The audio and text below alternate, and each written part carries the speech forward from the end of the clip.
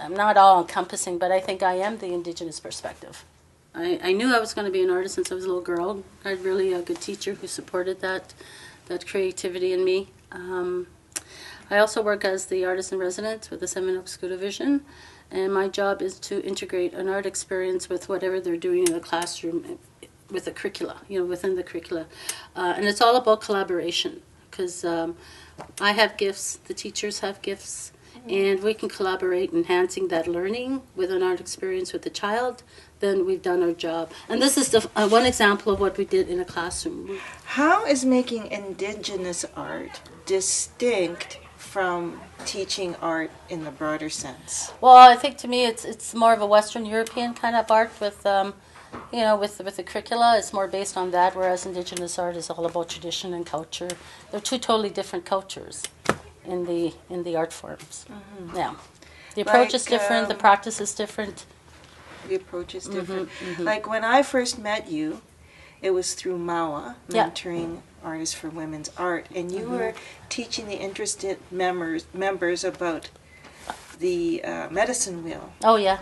And I still carry that teaching with me as, a way to live my life. Mm-hmm, mm-hmm. And one interpretation of the 4 quadrants is your intellectual, your emotional, your spiritual, and your physical balance. And I remember at that time, I had to really say, well, I really got to work on that physical part, because, in education, we're always intellectually weighted. Yeah. We neglect the spiritual aspect. Yeah. And so they do that a lot in the school system, especially in the general school system. There's the spirituality isn't really nurtured in the system, and I think that's where art does that.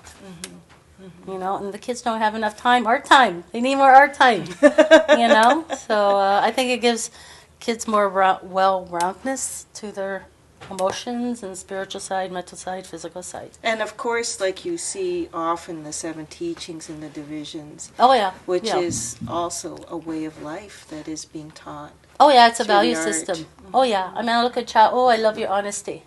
Kids like to hear that. They don't realize that they're carrying that gift, or they're practicing it, or I like, she's humble, because in our culture, being humble is a beautiful thing.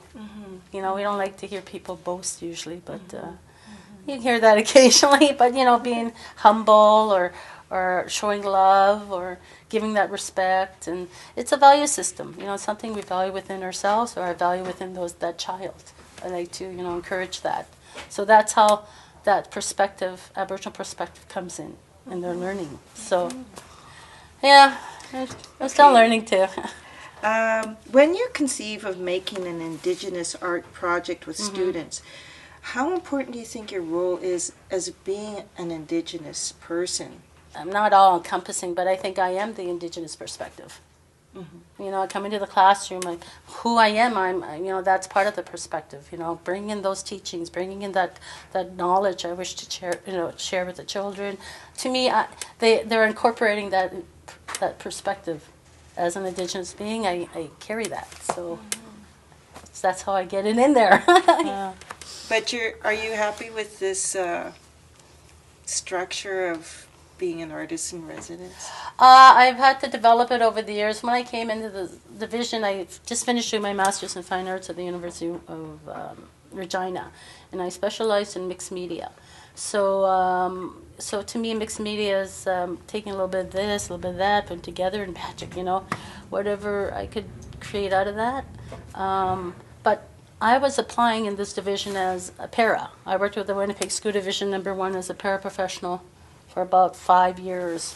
And then I went and did my Master's, my Fine Arts degree in that. So I came here thinking, I'm going to get a job as a para. I need a job. I just finished art school.